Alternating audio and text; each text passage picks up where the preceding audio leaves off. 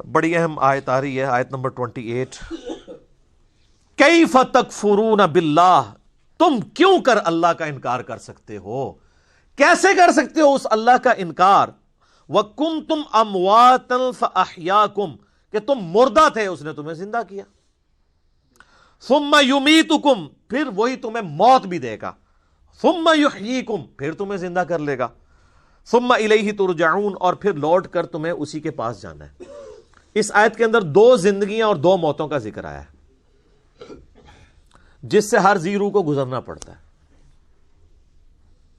اللہ تعالیٰ نے جب روحوں کو پیدا فرمایا، جسم تو بعد میں دیے گئے نا ان کو، جن سے روحوں سے عہد ہوا الستو بربکم، اس کے بعد انہیں ایک نیند سلا دیا، موت۔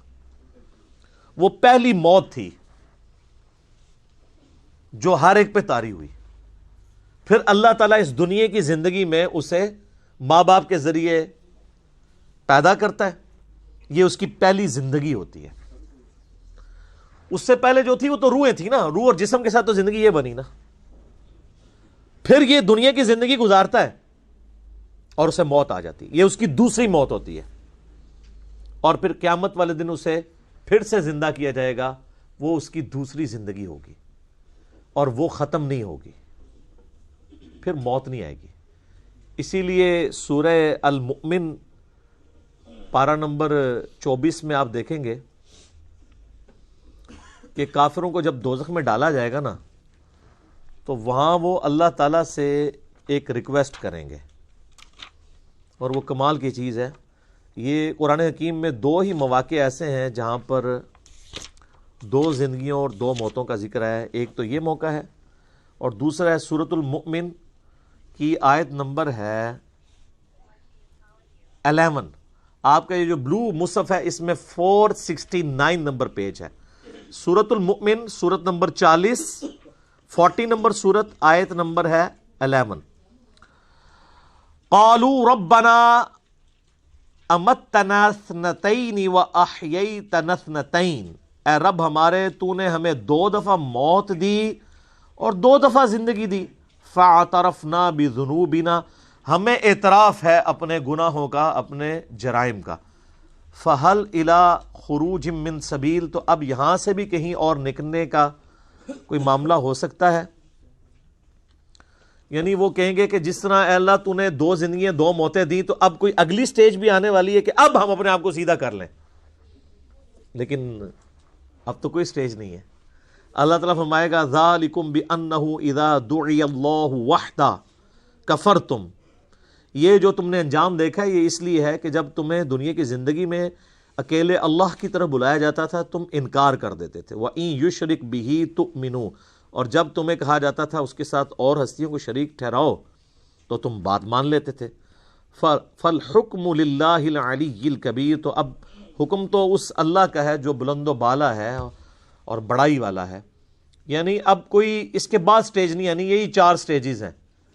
پہلی موت جو اللہ نے ارواح کو سلا دیا، اس کے بعد پہلی زندگی جب جسم دے کے ماں باپ کے ذریعے دنیا میں ظہور ہوا، اور پھر دنیا کی زندگی گزار کے کسی کو جوانی میں موت، کسی کو بڑھاپے میں موت، اور اس کے لیے موڈ کوئی بھی ہو سکتا ہے۔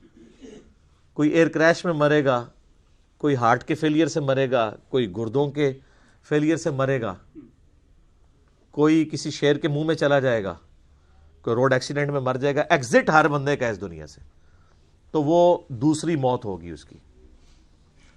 اور پھر دوسری زندگی ہے قیامت والے دن، جس کے بعد موت نہیں آنی۔ بخاری میں حدیث ہے کہ میدان محشر میں لا کے موت کو مینڈے کی شکل میں ذبح کیا جائے گا۔ جنتی جو ہیں وہ گھبراتے ہوئے جنت کے کنارے آئیں گے، اور دوست کی خوشی کے ساتھ دوزخ کے کنارے آئیں گے کہ شاید ہمیں کوئی نکالا جا رہا ہے، کیونکہ ندا دی جائے گی کہ ایک سرمنی ہو رہی ہے، آ جاؤ دیکھ لو۔